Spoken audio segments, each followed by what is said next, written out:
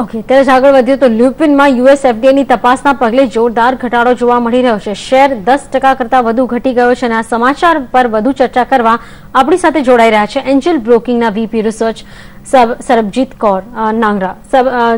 सरबजीत, ये जानना चाहेंगे कि अगर हम एक जांच की बात करें तो यूएस एफडीए की दूसरी जांच अभी हमें देखने को मिली है ल्यूपिन पर, लेकिन 483 लेटर ये क्या होता है, अगर इन्वेस्टर जानना चाहें। देखिए, 483 एक तरह का ऑब्जर्वेशन लेटर होता है कि यूएस एफडीए ने एक ऑडिट कंडक्ट किया है और उन्हें जो है वहाँ पे कुछ ऐसी ऑब्जर्वेशंस हैं जो उनको लगता है कि आगे चलकर जो है एक कंपनी के लिए जो है वो एक तरह से उनके प्रोडक्ट और उनके पूरे बिजनेस के लिए फायदेमंद नहीं रहेगी। तो वहाँ पे उनकी ऑब्जर्वेशंस होती हैं और कंपनी को टाइम दिया जाता है कि इन ऑब्जर्वेशंस को फटाफट उनका जवाब दिया जाए। अगर वो ऑब्जर्वेशन यूएसएफडीए मान जाता है कि कंपनी की गलती नहीं है या जल्दी रेक्टिफाई हो सकती है तो जो यूएसएफडीए है वो उनको अप्रूव दे देता है यूनिट को। अगर नहीं होता तो आगे जाके वार्निंग लेटर होता है, वार्निंग लेटर भी क्लियर नहीं हो पाता तो इम्पोर्ट अलर्ट होता है। तो उनके एक लेवल्स हैं यूएसएफडीए के ऑडिट करने के मैन्युफैक्चरिंग फैसिलिटीज को। ल्यूपिन पे हमने देखा ये दोहरा प्रहार हुआ है, पहले हमने गोवा पे ऑब्जर्वेशंस देख लिया और अब वापस मंदीदीप जो ये प्रोजेक्ट आप बता रही हैं वहां पे ऑब्जर्वेशंस देखे गए हैं, तो ये कितना नेगेटिव आप ल्यूपिन के लिए मान रही हैं? देखिए, नेगेटिव इन द सेंस ये तो एक बिजनेस में अगर आप यूएस में बिजनेस कर रहे हो तो एक आम बात है कि यूएसएफडीए आएंगे, यूएसएफडीए जो है वो आपके फैसिलिटीज को अप्रूव करेंगे या फिर उनको मतलब ऑडिट करेंगे। तो ये सब एक नॉर्मल प्रोसीजर, उसमें ऐसा कुछ एबनॉर्मल कुछ नहीं है।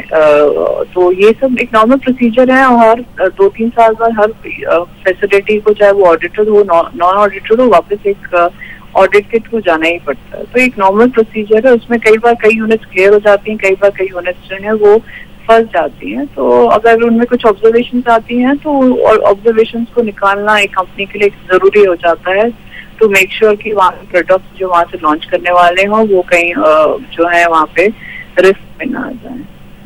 माना जाता है कि 20,000 करोड़ डॉलर की आय वहां से होती है मंदीदीप यूनिट से, तो क्या ये ऑब्जर्वेशन के तहत है और अभी जो प्रोसीजर चलेगा उसमें क्या प्रोडक्शन बंद रहेगा और क्या ये नुकसान सहन करना पड़ सकता है ल्यूपिन को?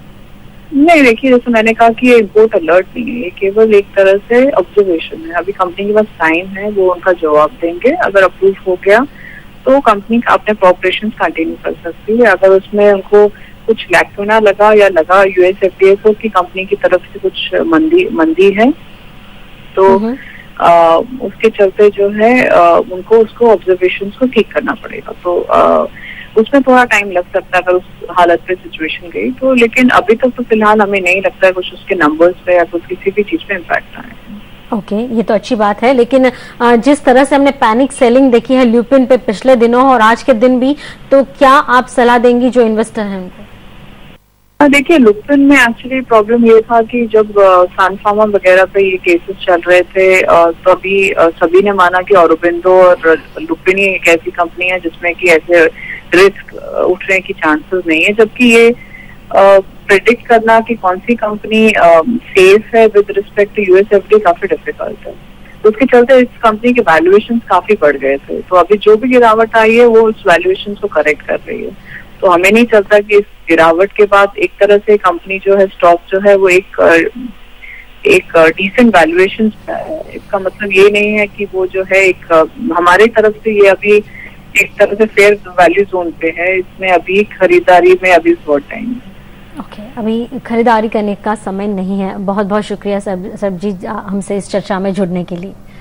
तो આપણે જાણ્યું કે અત્યારે જે રીતે એનાલિસ્ટ માની રહ્યા છે કે અત્યારે તો ચિંતાનો વિષય નથી, પણ અસીમજી આપ શું માનો છો?